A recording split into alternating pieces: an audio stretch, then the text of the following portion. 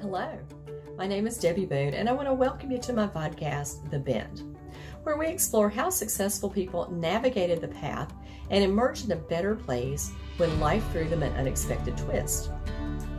It's inspired by one of my favorite sayings: the bend in the road is not the end of the road unless you fail to make the curve. These conversations will hopefully help you and inspire you to embrace your personal bend and to flourish. I hope you enjoy it, and if you need help with your own personal navigation and you're in veterinary medicine, please feel free to reach out to me at Debbie Boone 2 Manage Vets Consulting. Enjoy the bend and be inspired by our wonderful guest. Welcome. Hello, everyone, and welcome to today's episode of The Bend. I'm your host, Debbie Boone, and today I am so pleased to have Dr. Sonja Olson with me. Sonja grew up in Maryland. She went to the Virginia-Maryland Regional College of Veterinary Medicine, focused on exotics and conservation medicine. And then her professional path led to over 25 years of practicing clinical small animal and exotic emergency medicine. She did formal teaching, mentorship of other veterinary professionals, and currently she is out of Vancouver, Washington. We were just talking about how wonderful the weather is and that you're outside all the time, and it's a beautiful area. I've been up in that neck of the woods several times and loved it. Her full-time role currently is veterinary wellness educator for her own business called Heartstorming Wellness, LLC. And she supports veterinary associates flourishing and healthy culture creation for veterinary practice environments through podcast, writing, speaking, coaching, collaborating with other like-minded veterinary well-being allies in problem solving and strategy development. She's powerfully advocating and contributing to holistic wellness for veterinary caregivers globally. She's written a book, Creating Well-Being and Building Resilience. Resilience, I get it out in a minute. In the veterinary profession, A Call to Life. And her website is sonjaolsondvm.com, and we'll have all that in the show notes. So she has so many certifications. I don't even know where to start with you, Sonja. We've got you don't have to go through those. Yeah, mental first aid, compassion fatigue, trained the trainer for AVMA, stress first aid, instructor in emotional intelligence and psychological safety, and a couple even are pending. So you're working on that too. But anyway, welcome and thank you for taking the time to come. Good to be with you, Debbie. Hooray. Yes. So let's talk about how you got started in your profession and how you made this bend in the road to wellness and well-being educator.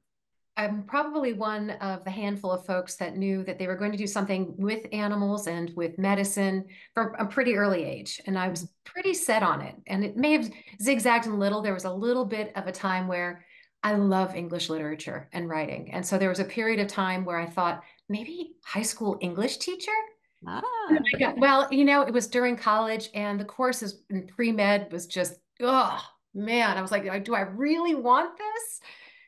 Yes, I do. And so I double majored. Okay. Well, you know what? Your journey, I have a degree in animal science, pre-vet, but enough electives to have a minor in English literature. I'm right there. Right there with Chaucerian English, Yes, I'm a Shakespearean nerd. So sonnets galore.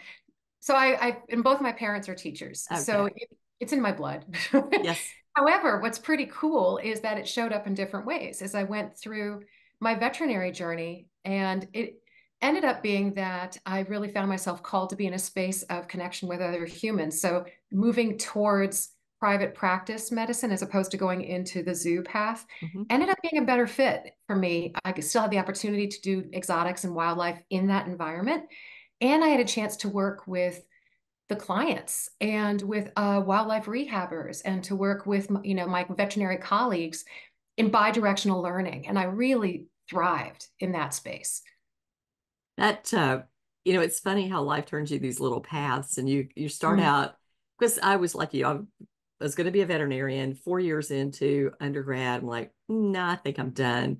But I grew up in business, so I always loved the business side of it. And so when I started managing hospitals, I found I had the perfect fit for me. I was enough of a science nerd to love the medicine part of it and to love the learning about that, but still love the business and the people part. And I feel like we maybe do many veterinary aspirants a disservice by not really educating them about how much peopling there is to be done in this business when Mhm. you're doing it well. So tell me a little bit about, some of the challenges you face, because obviously going into like well-being coaching and this focus that you have is not your typical career path after doing a lot of exotic medicine for a long time. But at the same token, it shouldn't surprise folks, right? If I did emergency overnights for 20 plus Oh years, my right? gosh, yes. With like ridiculous shift lengths of like once upon a time, kids, there were scheduled 12 to 14-hour shifts, no joke. And, I know that we're lean on staff more than ever now, but we've always been lean on staff, Yes, yes. especially when you're in a busy 24-hour, 7 days a week specialty ER clinic. It's not unusual at all to feel like the workload is heavy and there's just not enough hands. Yeah, and you put all the other pressures, right, that just have always been so Mhm. in veterinary medicine.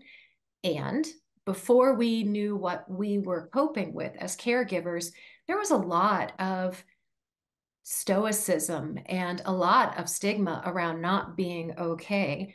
It really wasn't until around 2014, 2015 that we started to get some terms floating towards us from other caregiving professions, like compassion fatigue, Mhm. that we as a community went, wait, what? Yeah, You mean it's not that's just me? right. That's a possibility here. Wait, there's a Yeah, name for there's a this? name for what it And is. well, my gosh, Debbie, that blew my mind. Yeah. I was like, I was really, quite honestly, I got really annoyed and upset. I was like, this has been around, this understanding and resources have been available to us, and we just didn't know. Mhm. And in that space, I started doing a lot of self-directed learning. I had already been a fitness instructor, yoga teacher, meditation practitioner for years for my own coping strategies, and I would share that out as a colleague and as a friend. And I started to learn more and more about what is it that we uniquely as caregivers are going through, and what are the strategies that we don't yet have that we would all benefit from. So Mhm. that's where that started to get some traction, was me saying, wait a minute, we could have a more thriving population of humans here if Yeah. we didn't have to suffer so much. Yes. Yes. Well, and I feel the same way, and I came at it, just in a little bit different direction than you because I feel like sometimes we have managers who have not been trained to manage well. Mm, And they cause a lot of the suffering inadvertently, obviously, but as someone who grew up in business and really understood management my whole life, I came at it with the hospitality aspect, mm, and that's a little bit different than most medical people come at it because it's that uh, people based versus the science based kind of thing. Is we really focus on the peopling part of it, as we said earlier. And I feel like you kind of migrated to the peopling part of it too. that's well said. Well Yeah. said. I agree. I did. And then the science always matters to me. And Hmm. in fact, I think that's the piece that helps me to really align and call in my fellow colleagues who are scientists at heart is there's science behind this. Absolutely. There is my first foray into some brain science, which set off a fire, was I was a speaker at AHA.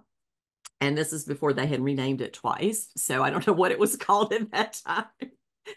But they gave a speaker gift called Brain Rules, and it was written by Professor John Medina.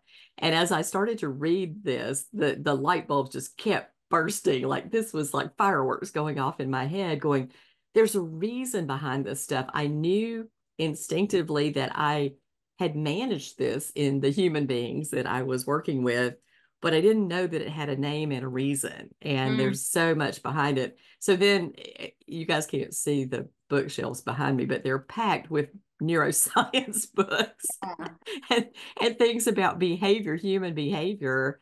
And I also am fear free certified. So the combination of fear free certification and the people fear free certification that's in my head, it just plays perfectly into vet med. And I That's, usually, in teaching it, will even use fear free as a parallel so that the yes. technicians and the doctors, the buttons click when you're saying, okay, you're an animal, It's here's the exactly limbic the same. brain. It's exactly the same. And we're primates. Yep. I know we We don't just like to think about ourselves as animals, but yep.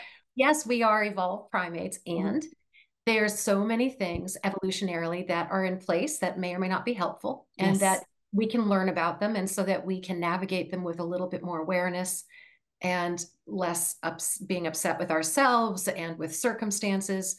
So, like you, over the course of time, I've always been a bit of a geek about neuroscience, but boy, has it been magnified over the last 10 years. Oh, Sure.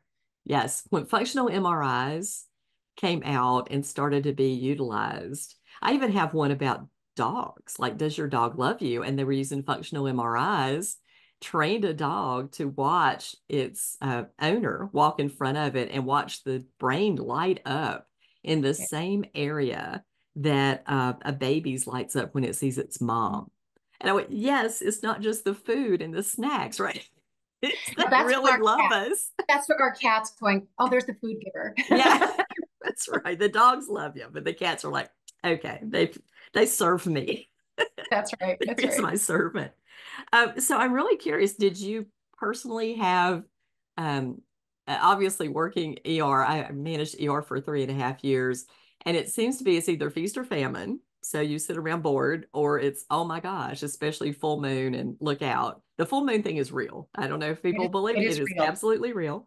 It is Um, 100% real. but did you have like your personal well-being? You said you'd always done yoga and meditation, and I feel like that helps keep your head focused in the right place and your control over your mind from taking off in bad paths. But how did you come to get into the well-being and think I can go and teach this to other people? Well, I think that some of your audience may have heard me say this before, but it really was the pivotal moment. I knew that my body physiologically was not tolerating the lack of sleep as well. And I just didn't seem to be able to catch up like I could have in my 30s and my early 40s. I was like, things are changing, whether I'm healthy and strong, whether I've got tools in my toolbox to grab hold of. Physiology can't lie. And when you keep pushing it and you're under such heavy cortisol load for such a Hmm. period of time, there are organs that get upset. The organs that get upset, as we know, number one, your heart does not like Hmm. that long-term stress. Your Hmm. guts do not like that long-term stress, and neither does really any part of your body. What I was experiencing was the beginnings of changes in my blood pressure. I was having cardiac arrhythmias. I was really noticing, but I was ignoring. And I just Hmm. kept dismissing and saying I was too much caffeine or I'm not hydrated enough. So I made lots of excuses. There was just one particular overnight and coming home that I got up too quickly, saw stars, and almost fell down on the pavement outside with my dogs in the morning.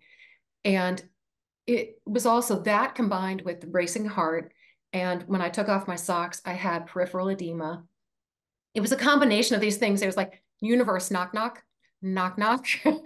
And I told my husband, I hadn't been telling him because by saying it out loud meant I was admitting that I was not okay, which was, as I said before, we're not really great about that in vet Yes. med. And also saying it out loud meant I had to do something about it and do something different, which I knew meant going off of overnights. And I had no idea what that looked like. And he really literally had to say to me, Sonja, is this job worth dying for? And I remember standing in my kitchen and just like just totally flummoxed because of course that was the question. It was, Yes. are you willing to die for this job because you're so afraid of what's on the other side that is unknown? Who are you if you are not this? That question was paralyzing to me, so much so that I was willing to suffer. And I could feel it. I was on a fast track to a heart attack and I knew it. And I knew that something had to change. So saying it out loud, I started to talk to my family. I started to talk to colleagues. And really, in that time, I just recognized I need to move in a different way for my sake and for the sake of all that I love. And I am more. I am more. I just have to figure out what that is.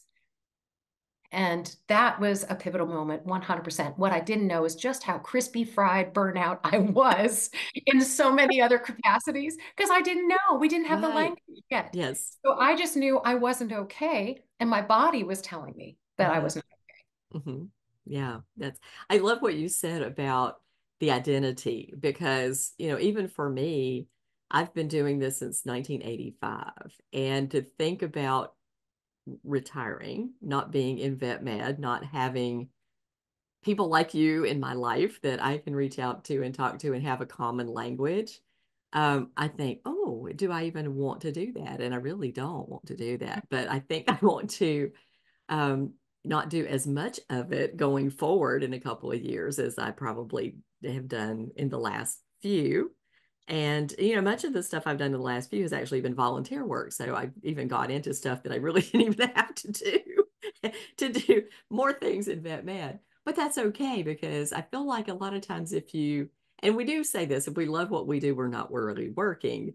But that's not true because your body still is doing all the things and getting tired and worn out and paying attention to those kind of things. But the identity of not practicing and doing something you've done for 20 years, how did you move through that? Because that's hard.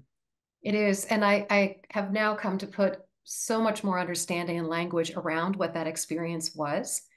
And when you go into, there's different phases of burnout. And the burnout, I was in a chronic state of burnout. And it's like any disease. If you don't notice it sooner, it's going to take more energy, time, and resources to move you out of that space. And that was the case. It took more energy, time, and resources for me to identify, to bring in new strategies, and to move into the what's next. It was absolutely the combination of being honest with myself and with my community, including my colleagues, which was really uncomfortable, really uncomfortable. It was admitting that I was not enough, right? Was what was going on in my head. It sounded to me like you're more like Superwoman if you were Well, working I mean, ER that's, for 20 hours, I mean, 20 oh, years. but this thing that just, so there's so much dialogue that goes on in our heads that's just not helpful. And we need to work through it and be present with, is that true or is that just a story? Is that true or is that just a Yes. story? So I found the other thing that was really essential was that I was clear that I needed like a mentor, that I needed some sort of coaching in that space. And I just put energy out. I started reading more around like life transitions and about this experience of getting from one position to the next. And I found the right life coach for me. And truthfully, her life wisdom and her background fit beautifully with what I needed. She was a no BS character, which is exactly what I needed. And she was the right accountability ally for me. And having those elements in place and my commitment to do something different. Even if I didn't know what it looked like, it's so scary for so many of us that are type A control freaks for so much of our lives to go into this place of like, you don't get to have a say 100% about this. You do get to have some. But walking down a path where you don't know the exact destination can be scary. Yeah, So it's that true. was having allies around you is key. Yes. Well, and open-mindedness. I feel like sometimes the universe provides, right? And the people who you need to have come into your life will do that when you're paying attention. And if you've Mhm. got just nose to the grind and you don't look outside of your bubble, then you're not going to find the next great thing. And so that's Yep. kind of the journey that I always look for is like, what's the next great thing to do Right. that might be interesting? We probably not meant to stay in one profession that long, right? We're probably meant to move out into maybe not abandon it completely, but variations on a theme. Right. And I did feel blessed that I had so many great opportunities while I was in that role to be mentor, to be faculty at UF, to help design curriculum, to write and to do media. I mean, there was lots of really cool things that I had the opportunity to be a part of, to have leadership opportunities. That helped me go. So there's this whole concept, which is fairly new to me, called bore out and bore out versus burnout. Bore out is where we just languish. We feel like there's more, where you don't feel like we're being really utilized to our most. Mhm. A lot of our veterinary nurses could absolutely say, Oh oh, I gosh, get yes. As they I sit get there that. as glorified dog holder. Yeah, yeah. Yeah. But I do notice that so I think I was experiencing maybe a little bit of bore out, but I Hmm. think also what I've also come to understand, the more I research and learn about burnout is that there's different flavors of burnout, even with chronic burnout. There's one called frenetic burnout, where you keep working harder as if that's going to somehow fill this void that you're feeling. And of course, it's just a vicious cycle. Mhm. So I now can look and say, oh, not There I only was I was. in a frenetic state of burnout, I was also doing one of my coping strategies. And I've seen this in a lot of our veterinary professionals is that they work a lot to distract from the conversation that's going on the inside that they know they have to have. Right. If they just keep working, they can turn the volume knob down on the conversation that's going on inside, going, you know, Yeah, this this is is really not really not right. This is not okay. good for you. Yes, Yes. exactly. Yes, it's true. Self-talk, and I love that you're bringing this up because I think it's one of the best skills that we can have. And I know you train on emotional intelligence, but emotional intelligence is being able to manage your own emotions and that of the emotions of others. But first us, right? First us. Yeah. And being able to have a conversation in your head when you recognize the nonsense that your brain is feeding you and go, stop it. That's not right. You know, just stop it. And I'm very concerned. I feel like it's getting a little bit better, but I feel like during the pandemic, particularly, that the conversation that we had all the time Mm. was negative in vet med, and that we Mm. shone such a negative light on the profession that people who were not burnt out, who were not having problems, looked at themselves and said, is there something wrong with me? This is not happening to me. Am I, I'm okay. I'm working in a great practice. We have a great team. We like what we do. Our clients love us. Oh, is that what's wrong with, there's got to be something. I've got to look for something bad Mm. because it's supposed to be there, right? So I feel like we have to be really careful again about what we feed our brain, and feeding it negativity only feeds into not to say I want to ignore the problems, but I don't want us to go down this rabbit hole of negativity and not pay attention to the good stuff too, because there's a lot of good stuff. Amen. So important, Debbie. So we know that our negativity bias is there to keep us alive, Absolutely. right? We know Yes. that's there. It's a survival thing, and it can be really unhelpful because then we see the whole world through that lens. And you're 1000% correct that historically, a lot of the research that's been done, especially in veterinary medicine, has focused on the what's wrong. Yeah. And there's like God, the preponderance of articles and research was like close to like 75 to 80% was focusing on the what's wrong. So now there has been an awareness and a shift towards, and what's right? Where Yes. are we really skillful? We're problem solvers, we're curious, we're smart, and we are deeply compassionate and empathic. And so when we have those beautiful traits, how do we use those for good, for ourselves, for our community? And like you say, there's so many teams that were doing a beautiful job of coming together and being strategic and creative and innovative, and it should be celebrated. And it should be celebrated all the time when Yes. those things happen. And Exactly. I do feel like there is now a more awareness around neuroplasticity and the growth mindset and how we can. Rick Hansen is one of my favorite neuro researchers around neuroplasticity and calling in the good and letting those neuronal connections Mhm. happen and really deepen those pathways because you can literally change your mind. Yes, you It's can. just a beautiful thing to Yes. recognize and to notice and savor the good.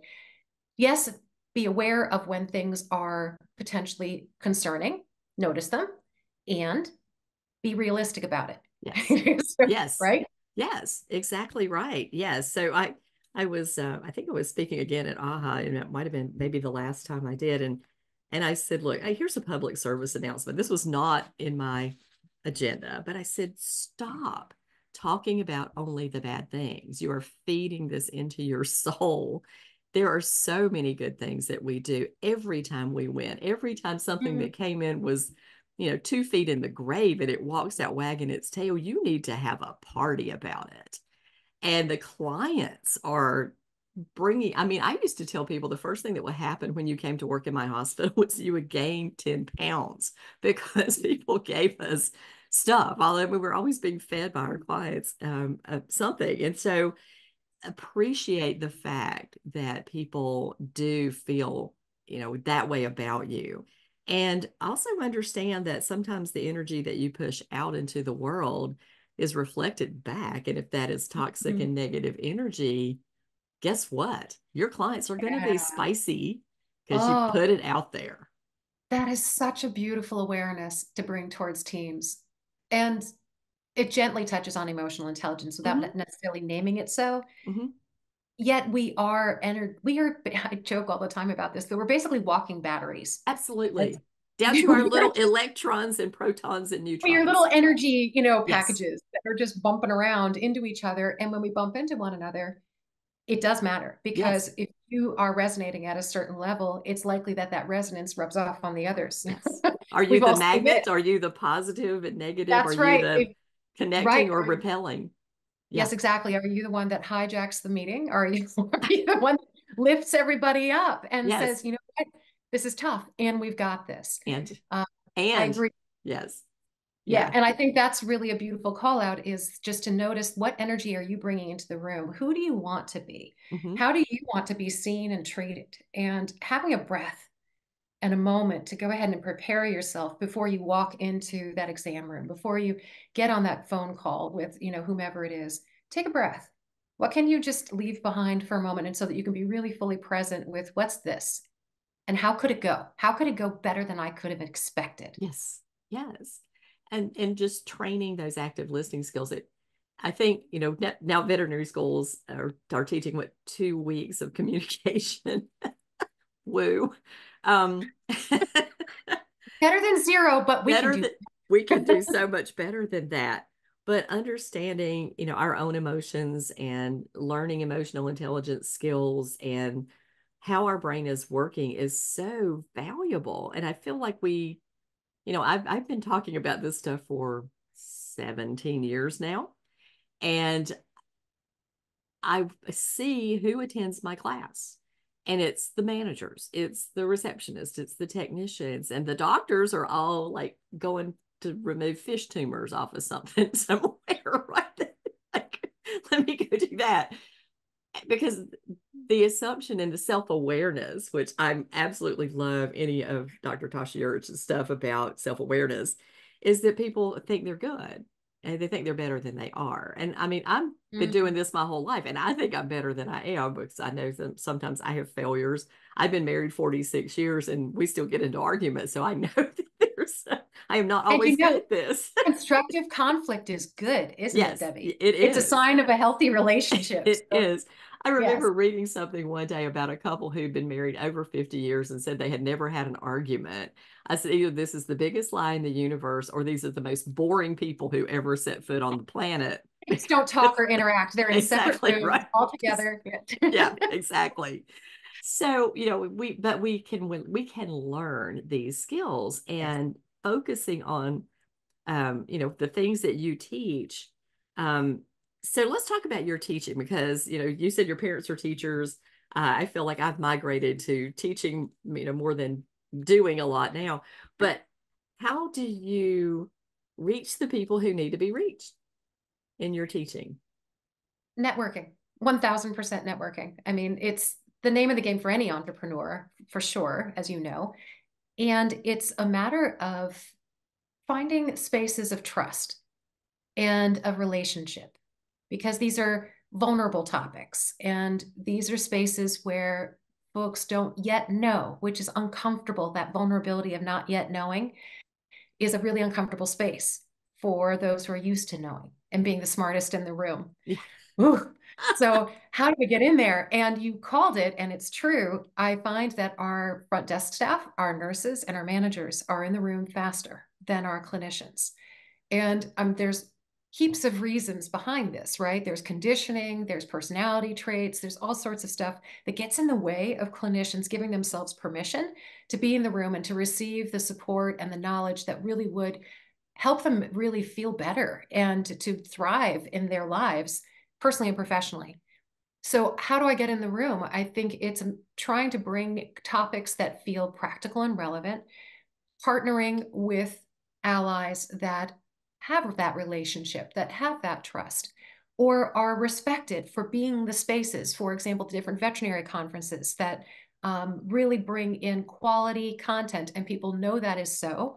So they're likely to step into the room and say, well, they curate these people. And so I trust that this is going to be somebody who has something interesting to say, right? So I Mhm. think it's developing those spaces of trust, respect, and psychological safety. Whoa! Yeah. So that we can do the work together in a really compassionate way, Yes. so that we together are a community that is feels seen, feels prepared, and connected. And I just feel like that's the space that really is the glue Hmm. that's Yeah. going to help us move forward. Yes. You mentioned psychological safety, and of course, Josh Weissman just wrote a great book that I got the pleasure of actually looking and reviewing before it went to print.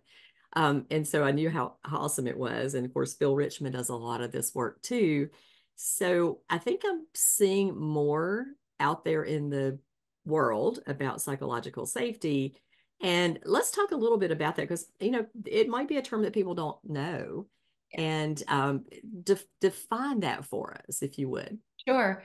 And so, really, when it comes down to it, it's a place where you can show up as your most authentic self and feel seen, heard, appreciated, and safe, where you're not going to be humiliated. There's no punishment for you showing up. You won't be in a space of not belonging. So, it doesn't mean that it's playing nice. It doesn't mean that you don't know, you're not always going to agree. Just as we were joking about constructive conflict, it's being able to push back, to raise concerns, to ask questions, and to know that it's for the greater good. And in medical environments, holy crap, do we need to be doing this Oh, all yeah. the time Oh, yes. for the safety of patient care, for the betterment of all of us navigating big emotions. We need to be in a space where it's okay to say, I am concerned about, I am worried about this. What if we did it this way? This is where innovation lives. This is where, again, yes, medical safety and patient safety lives. It's also where we can call in culture, a culture of belonging, and in a space where we are very, very much acknowledging how much work we have to do around DEIW, right? Diversity, Mhm. equity, inclusion, and wellness. Yes, psychological safety has got to be present where we recognize, oh, I have these biases. Oh, I'm making these assumptions and I don't want to do harm. How do I have that kind of conversation? Psychological safety is necessary, as is emotional intelligence, to do your own work, you Yeah. know, Yeah. and don't expect other people to do it for you Yes. necessarily. So I love that you call in, what Josh in his book on, leadership and thriving. So really leaning into the psychological safety tenets, which is so rich. There's so much rich content from Seligman and from all of those rich Hmm. spaces, and Zach Mercurio, who I know Josh absolutely loves. And then of course, Phil and I have known each other since he and his wife were juniors in veterinary. You're Florida folks, right? Yeah, my Yeah. Florida folks. So I am a big, big fan of also all the work that Phil has been doing around psychological safety and positive psychology. And of course, AHA just published the psychological safety standards with Mhm. Josh and Phil and others like Coral and other involved mental health professionals, nurses, et cetera. Beautiful collaborative effort there.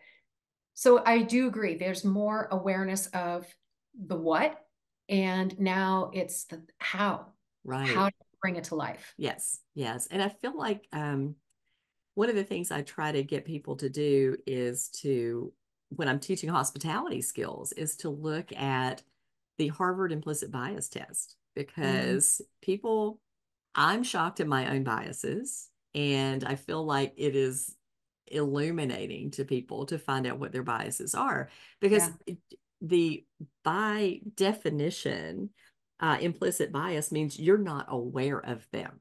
They are there under the surface because this is the way you were raised in a culture, and you're acting on them without conscious thought and even against your conscious thought in many ways and shapes. So I feel like that's such an interesting thing. If anybody, it's very easy to find. Just do Harvard implicit bias testing, and the whole thing comes up. And there's like 7, 10 different tests that you can take. And I found that I have very little bias against race.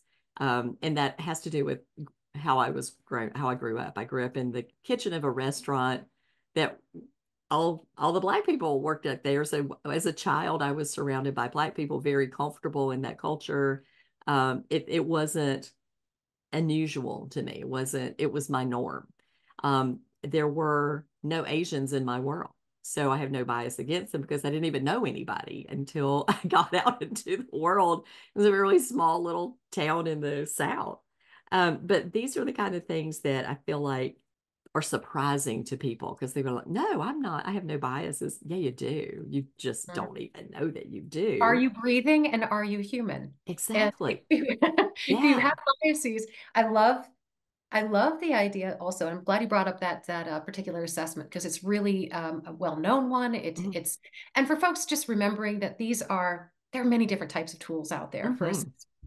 And it's helpful that when it comes to things like biases and assumptions, they come from, like you say, they come from your upbringing. They're not making you wrong. They're just raising your awareness, using a flashlight to say, this is something to pay attention to, and you can work with it if you want to. Yes. Uh, at the same time, I feel like it's also helpful to look at all the other amazing assessments that are out there, like strengths finders. Yes. Like, at maybe instead of you just going into the space of like, oh, womp womp, I'm not perfect. What? Maybe also looking at where do I have strengths that I didn't know? And oh, that's interesting. So just balancing when you do any of these tools, I think it's helpful to do something that helps bring some reality and some real opportunities for growth, framing it that way, and know that you do have strengths, know that you have capabilities. Get curious about that too. Yes, yes.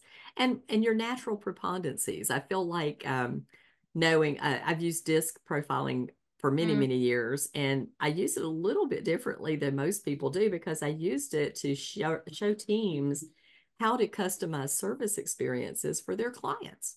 And by figuring out what language people use and what the cadence of their voice and how can you serve those people the way they want to be served by having an awareness of the way that different people see the world and it's not the way you see the world, and yeah, then make sure you're not coming at them in a way that serves you but doesn't serve them, and know that.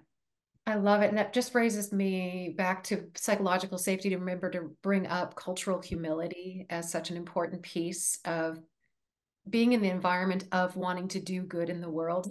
Yes. you know so being aware of the opportunities around that. And one of the things I also want to call in is just we were talking about the pivot points and what gets in our way. It takes courage. Yes.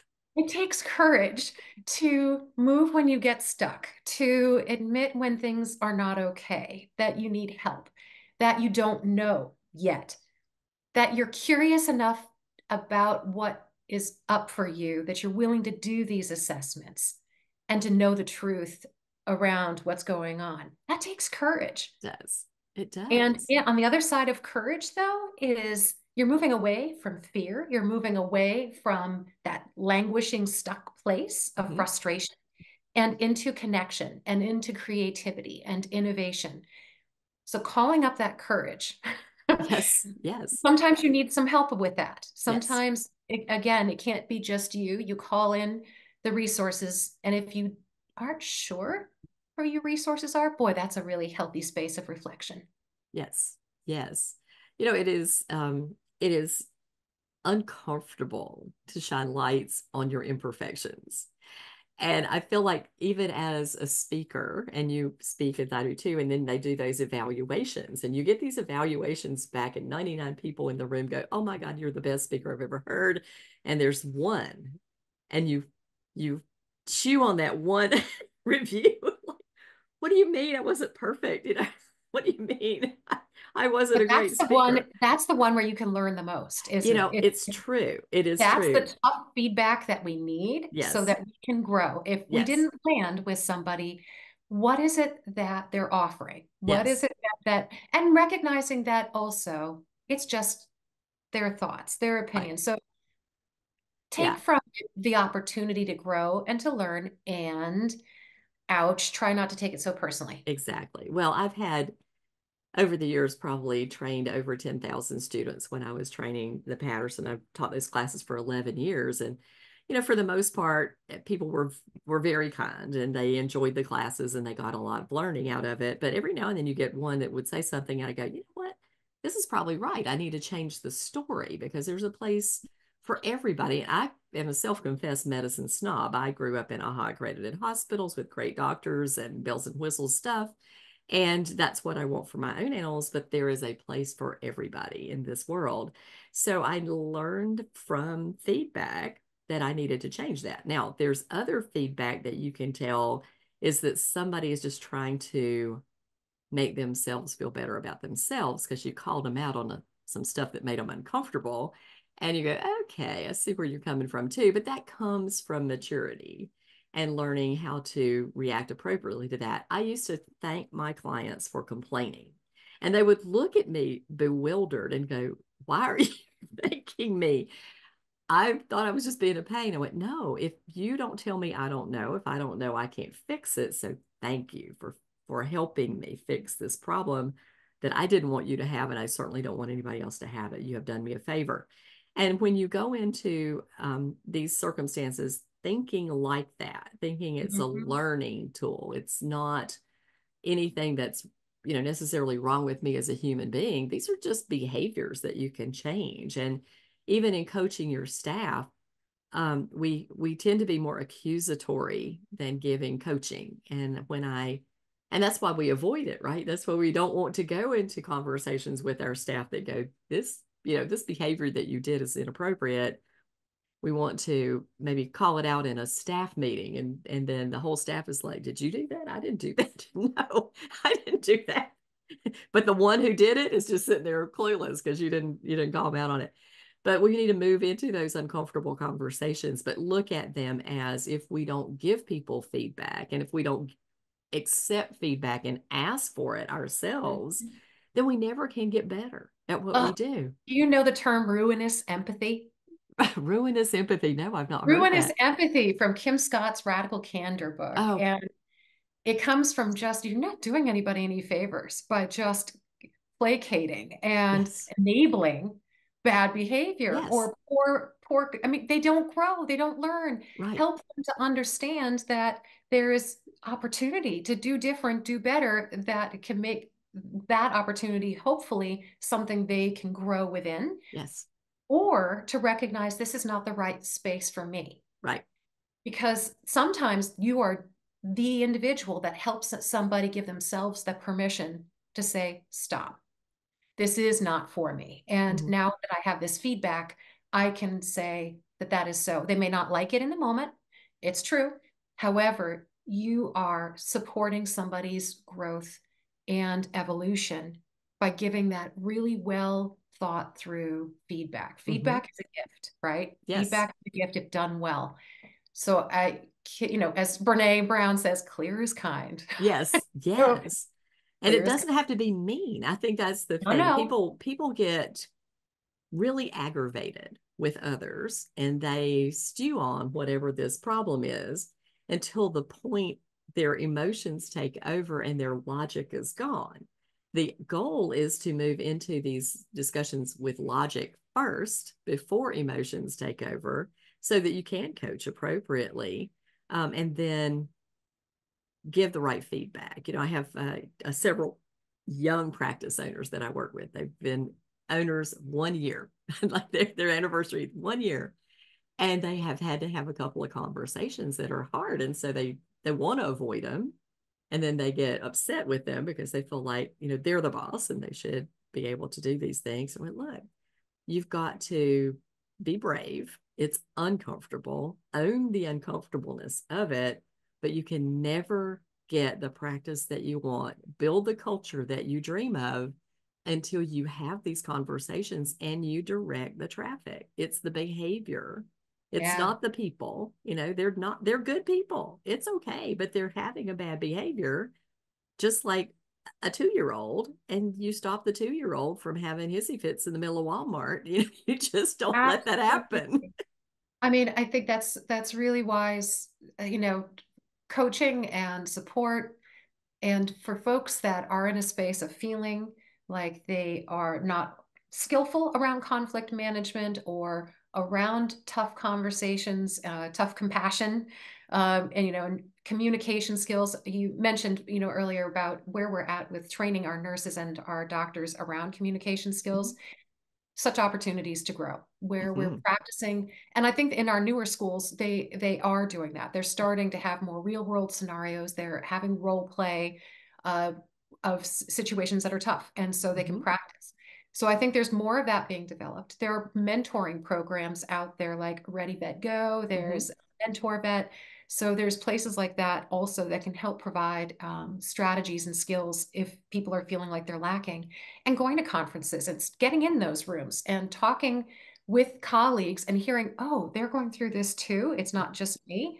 Normalize the conversation and help reach out to your colleagues and gather the knowledge and strategies that folks have figured out. Mhm. To figure it out from scratch, that's silly. That's inefficient. Yes. Oh gosh, Josh and I both said, "Ah, I wish I had known what I know today I as a know. manager." And Wouldn't it it's be great if now, somebody was yes. like, bum, bum, and they just wave a little wand over your head and bam, you have all Oh, the knowledge. I would have been But so much better at what I did.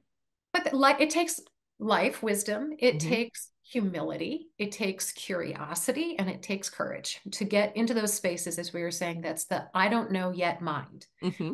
Or I love Adam Grant's rethinking, where you're going into, I think I understand this, but I'm willing to look at it again. And having a really, a meaningful conversation, examining that. And lo and behold, you might rethink something that you Yes. thought you really were pretty, hard standing Yes. by. So getting into the place, that's where I was saying about how invaluable being in a place of safe learning and of open-mindedness. Hmm. That's the space for vet med, the culture that I feel like we have the opportunity to create that in a lot of different ways Hmm. at conferences, in practice environments, in spaces of mentorship, in the classrooms, and even just like in the conversations we're having today, that'll be shared out with your audience. Hmm. Just getting folks into a place of like, huh, this is interesting. I want to know Yes. more about that. Where do I find it? Well, we're a whole profession of diagnosticians. Mm, And all we have to do is look at this as a diagnostic problem and start solving the problem. Work the problem, right? That's the yeah. whole point. Get the pieces of the puzzle together and work the problem. And even in these difficult conversations, we can take the emotion out of it if we know that if we have the tools and realize what our head is telling us is a lie, and then start to work that problem and diagnose it. Even with a difficult client conversation, what are those clients thinking and feeling, and why are they Yeah. reacting the way they're reacting? And what can I do to sometimes just let them run for a little bit without getting myself emotionally tangled up in what's going on in their head because their limbic brain has hijacked their smart mind. And then wait until they wind themselves down so we can start to have a logical conversation. Creating that space, that's part of active listening, though, isn't it? Hmm. Is just creating the compassionate space of I'm here. Hmm. I'm not judging. I'm just listening. Yes. Help me understand. Right. You understand. I don't understand fully yet, but help me understand. And I love from my social work colleagues, this individual is not angry. They're experiencing anger, right? And Yes. so they're Yes. experiencing something. And what is it? I love this. This comes from Tara Brock, who's a very well-known mindful meditation teacher. She was one of mine Hmm. when I went through a certification course. And she's also a clinical psychologist. And I love that she brings, what is it like to be you right now? Yes. Just really just holding that in your mind, that invites in that sort of compassionate curiosity and not judging and not reacting off of their energy, like Hmm. coming back to that as well, that recognize, take a breath, maybe even turn your body a little bit on an angle. And so it's not hitting you full in the heart. Hmm. Just being aware of what it is that you need to do to stay composed and stay centered and present and responsive, not reactive, to help that other person come out of reactivity and to Yes. have more of an engaging conversation where Yeah. they just want to be heard so many Yes. times. Well, one of the Right? things I So, used to teach managers is when we would go into these conversations, the most helpful thing I ever took was a pen and a piece of paper. And I would look at mm, the client and say, I'm really sorry that, we're having a problem. Please tell me your story and start from the beginning. I don't know what's going on. And then I just let them talk and I would take notes. And I remember very well this man, I was sitting at a desk and I was writing notes and he leaned across and he went, "You're writing this down?" I went, "Sure." And he went, "Really?" Yeah. He said, "I thought you'd just like try to get rid of me." And I went, "No, I want to hear your story. I want to know how we made a mistake. This is no matter what, we made a mistake, whether it was a communication mistake or a error of omission, a medical error, or they perceived it was, then what was the mistake that we made or they thought we made? And then let's get mm, it out there and see what it was. And then we can ask permission to share our side after they've vented and they've gotten it out there. So they've been heard. yeah. Yeah. And I joke, one of the things from like emotional intelligence that I think is really helpful and from mindfulness practices is that emotions are just data. Yeah. They're just energy moving. And I jokingly think of them as many times as just toddlers that are running around with all sorts of energy. And it could be joyful energy and just like over the top bubbliness, or it could be like disruptive energy. And I just want to be seen, poke, poke, poke kind of energy. And one of the most effective things that we can do with our own emotions or for another's is just to acknowledge, ah, frustration is here. Yes. Ah, grief is here. Yes. Oh, joy is here. Yes. So that's all part of like you recognize that's emotional intelligence, that's mindfulness of emotions, it's neuroplasticity. It's where they all kind of come together with some of the other things that we've invited into the conversation so far about psychological safety and about cultural humility around recognizing who am I in Mhm. this conversation. So it's really having that, oh, maybe not taking it so stinking seriously Yes. as Well, well. one of the things that you talked about here was you named out four different emotions right there. People do not identify their emotions well. They blanket them into I'm mad, but are you Mhm. really? Or this client is mad. Are they really? Are they not just frustrated? Are they not Right. feeling embarrassed? Maybe you talked over their head and they're ashamed to say, I don't understand gastroenteritis because you reeled this out. And so when we find out what the reality of their emotion is, and then we look at our own selves and say, what am I feeling? Am I feeling defensive? As a doctor, sometimes I feel like if clients question anything, we automatically go on the defensive because then they don't trust me, right? They don't think I'm competent, that I'm the doctor, I have to be perfect is the challenge that comes up when anybody asks a question. And it's not that they're questioning your competency, is look at it as like they don't understand. They don't live in this world. We cannot measure people by our yardstick. It is incredibly unfair.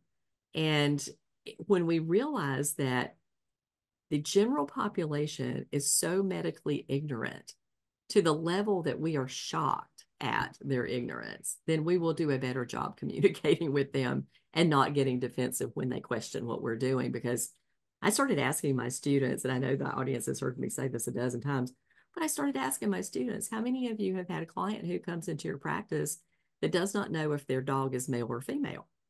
And I started because a student said to me one day in a class, and I went, "Oh, how many of you have had that happen?" Well, everybody raised their hand. All the people raised their hand, all of the people. And that went on for thousands and thousands of people. And I said, consider this fact. How, how can you not know that, right? In my world, how can you not know something so simple? And then I did have to ask the girl because it was a question that was asked over the phone. And I said, how do you tell people over the phone to check if their dog is male or female? And she said, well, it was an interesting conversation. I said, I'm sure. Yeah. Yeah. But we have to really take a step back and say these and quit judging people. I wrote a blog many years ago about driving a car. So everybody I know drives a car. Rarely do they know how to fix them. They don't know how to change the oil. They can put air in the tires. They wash it, hopefully. They keep it clean inside. They know to put gas in it. That's it. That's all they know. animals are the same thing. We know how to do the mechanics of a car, like the mechanics of animals, because that's what we do for a living. But I can't fix the transmission in my car. I'm going to send it to an expert. So consider that fact whenever you're being very judgy and looking at somebody going, how could you not know that?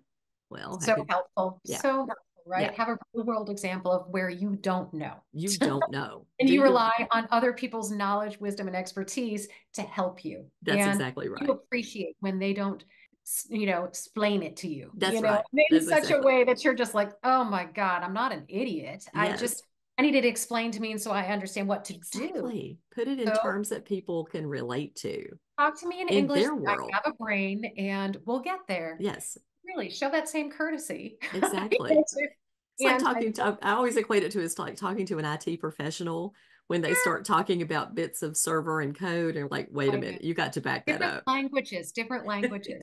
And It it is doesn't mean that we can't find a bridge, but we have to look for the bridge. exactly, exactly.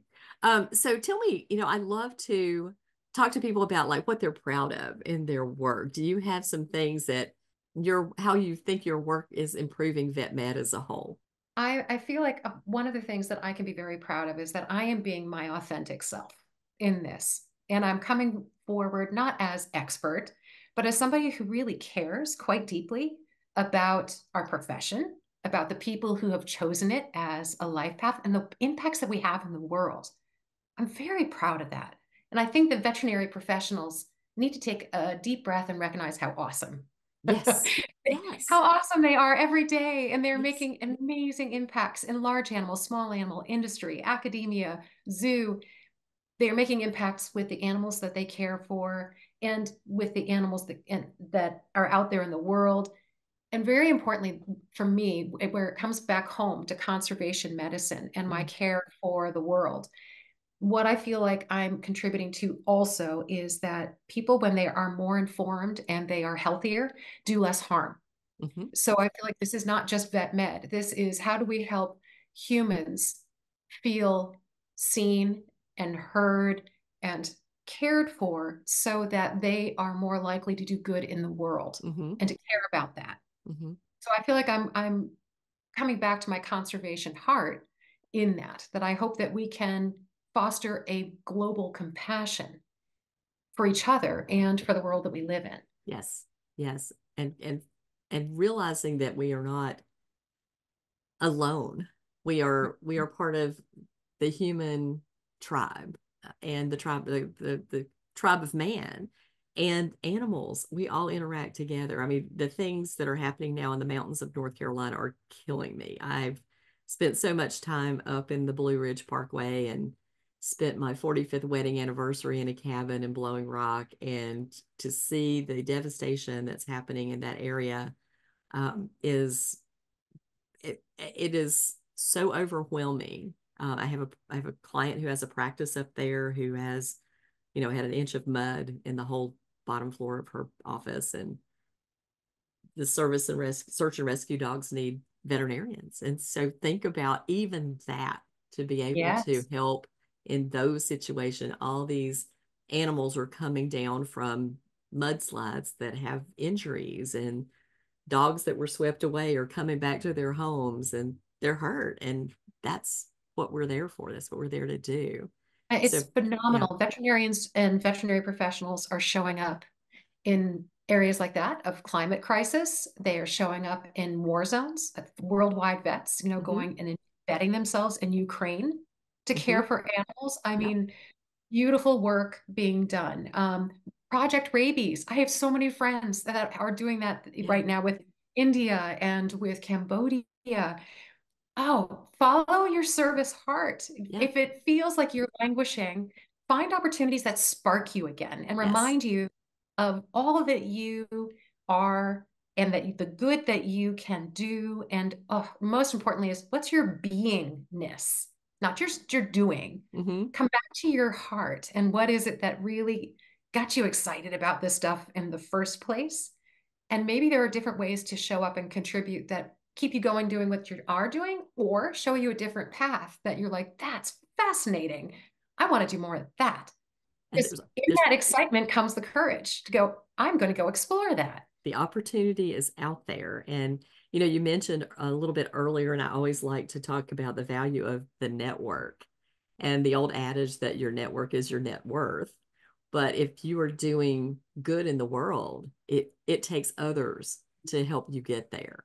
And so, tell me a little bit about like how did you move into a space that makes a lot of veterinarians uncomfortable, and that is networking, being social, putting yourself out there into the world, because we have a profession of intellectual introverts that this is very uncomfortable for them. Start with baby steps, start with people that you are comfortable with and have those conversations. Practice your words, practice with the emotions, and little by little, trust them to also introduce you. So that's how we go is I trust you and I trust your discernment of you care about me. You know what I'm up to. Help me find my next person to talk to. So back when I was first starting this journey of wellness and as a separate space as a veterinary professional, I didn't know where to begin with this. So I began just, who do I know that's doing something around this? And asked to speak with them. And, be patient also, because it doesn't happen overnight. Mm-hmm. It goes slower sometimes than you want it to go, but be patient, be persistent, trust the process, trust yourself. And bit by bit, those when you start to have more than just 5 people that are introducing you to folks, maybe you're up to 10, and those 10 are going to introduce you to people, and those people will introduce you to people. Relax around the process, have fun with this a bit, get to know people. Yeah, have a little bit of an idea of where you're going so it's not completely directionless. But also go into it with a bit of playfulness of we're just having a conversation as two humans and let's just see where this goes. You just don't know. And so it's really a place again of having the opportunity to explore with compassion for self, compassion for others. And in it, you will discern. You will discern more about who you are, what you want to do, and what other folks are up to. Mm-hmm. That is really invigorating as well. Yes, yes, absolutely. If you had told me 5 years ago that I would have been working with Jill Clark and Rhonda Bell to start an association for veterinary receptionists, I would have thought you had lost your mind. But total stranger, I did not know Jill at all when she reached out and said, "Hey, I think this is a project that we need to do together." Mhm. And I said, "Sure, let's do it." And here it is. We launched it at Fetch this year in Kansas City, and Woohoo. yeah, it's out there in the world. But you have to be, open to that. And of course, I think we met online. And then of course we've met in person several times. But people who are kind of in your periphery, doing like-minded things, not exactly the same that you're doing, but they touch. We kind of bump orbits a little bit with some of the crossover stuff that we're doing are extremely helpful to know. And also, to be an entrepreneur sometimes is lonely. Mm. And it is good to have others who are doing this same kind of journey that you can reach out to and say, "Hey, how did you manage to get Oh, those are this, and important. this?" I mean, that is soul food. I mean, Hmm. when you get the spaces where you have built relationship and trust, and you can say, "I don't know. How Hmm. did you? How did Can you you? do that? What was helpful? What were the resources? What was the training? What were the conversations? Or I feel like this didn't go as well as I wanted it to go. It went like this, and what do you think?" Hmm. Oh man, that is rich. And so, really finding those relationships, be patient and also trust that you will find them, particularly if you're willing to throw yourself into uncomfortable, I don't know where this is going to go conversations. And they're not all going to be the ones that show up and be great connections and long lasting friendships. No, that's not what you're up to. You are just getting curious about what are you up to, human? Who are you? Hmm. And who do you know? Yes. Yeah. And what do you know? And how can I learn from you? And how can we have like a mutually beneficial conversation Hmm. in here? And you just relax around the outcome. Yes. Relax around the outcome. Yeah. I think a lot of times when we talk about networking, people feel it's very self-serving. But if it is self-serving, then you're not doing it right, because networking is about how can I help you first, and then maybe at some point you might run across something that you find of value to me, but I've put it out into the world that I'm here to help. I'm here to help first.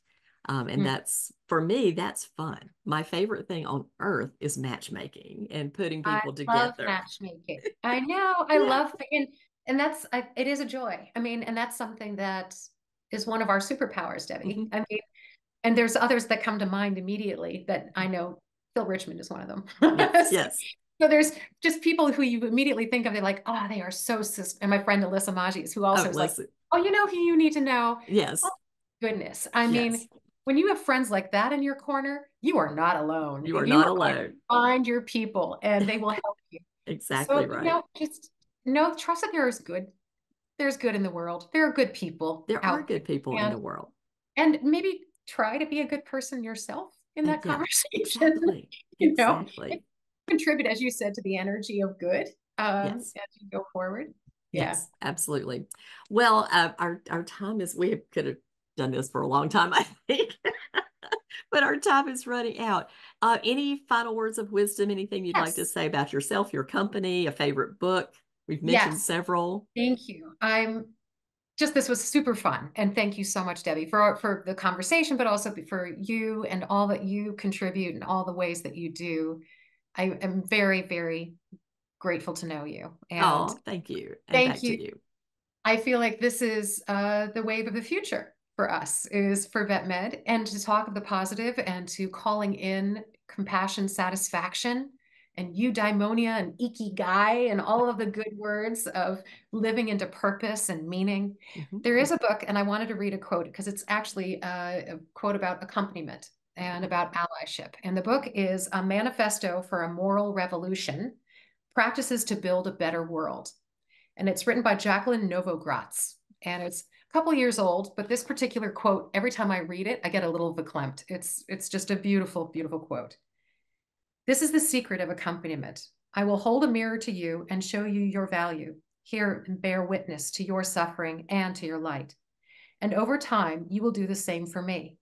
For within the relationship lies the promise of our shared dignity and the mutual encouragement needed to do the hard things. Oh my gosh, I love that. I love that. Now I have another book on my shelf I need to read, but it's, Uh, but I'm a getting, moral manifesto, I yeah, mean, we're doing hard things and yep, it's going to require courage and it's going to require connection and a really recognizing that networking is accompaniment. We're not doing this separately. We are doing this as allies and as accompaniment. So calling in that sort of energy into ourselves and to our personal and professional spaces is how we get hard things done. exactly. And we do have hard things to do, but we are working with some of the most brilliant people walking the earth. And I laughed and said, somebody asked me one day, what did you do when clients were pushing back about finances? I said, well, I always said, you realize that your veterinarian is smarter than your human doctor because it's harder to get in vet school than med school. That means your dog's doctor is smarter than yours. So I know we have smart people in our profession, We and I've do. always been incredibly proud of the people that I am surrounded with in this profession, because Likewise. they are so empathetic, so brilliant, and I know that they can solve this problem, and we will do it together. So thank you so much for your time and your wisdom again today. And to the audience, we will put all of Dr. Olson's information in the show notes along with her bio. And as soon as we get this up, we're going to share it out into the universe, because these are good words that people need to hear and need to learn. Yep, and it's what I'm about. So speaking, writing, etc. This is where I hope to accompany folks. There you So go. Debbie, thank you so much for the opportunity to You're spend time. welcome. Thank you. Thank you for being on.